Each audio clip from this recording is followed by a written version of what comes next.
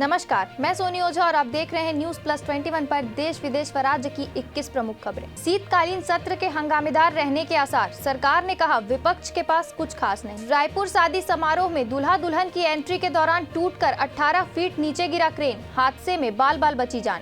रायपुर के बिरगांव में चुनाव की कमान संभालेंगे कांग्रेस के 102 स्टार प्रचारक। चंडीगढ़ के बाद अब विशाखापट्टनम और आंध्र प्रदेश में मिला ओमिक्रॉन का एक और केस, देश में 36 मामलों की पुष्टि। वाराणसी में सोमवार को सभी सरकारी और प्राइवेट स्कूलों को बंद करने का ऐलान। उत्तर प्रदेश चुनाव से पहले गरीबों को बड़ी सौगात, फ्री डबल राशन वितरण महाअभियान शुरू।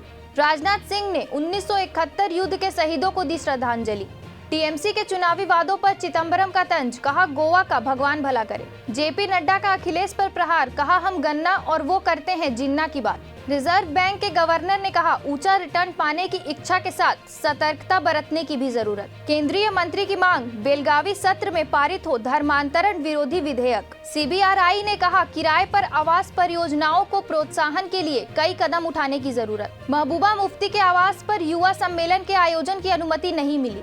चीन को खुश करने के चक्कर में अमेरिका को किया नाराज, इमरान बोले अफगानिस्तान के लिए यूएस के साथ साझेदारी जरूरी। जन्मदिन पर बोले शरद पवार विदेशों से खाद्यान्न आयात करने के हमेशा से खिलाफ था। इंस्टाग्राम टीनेजर के लिए लाया नया सेफ्टी फीचर, माता पिता को मिलेगी सहूलियत। मुकेश अंबानी की रिलायंस कर रही है सिंटेक्स इंडस्ट्री लिमिटेड कंपनी को खरीदने की कोशिश, फैशन सेक्टर में विस्तार की योजना। सीएम शिवराज का ऐलान, शहीद पैरा कमांडो जितेंद्र के बच्चों की पढ़ाई मुफ्त, सरकारी नौकरी और 1 करोड़ सम्मान निधि।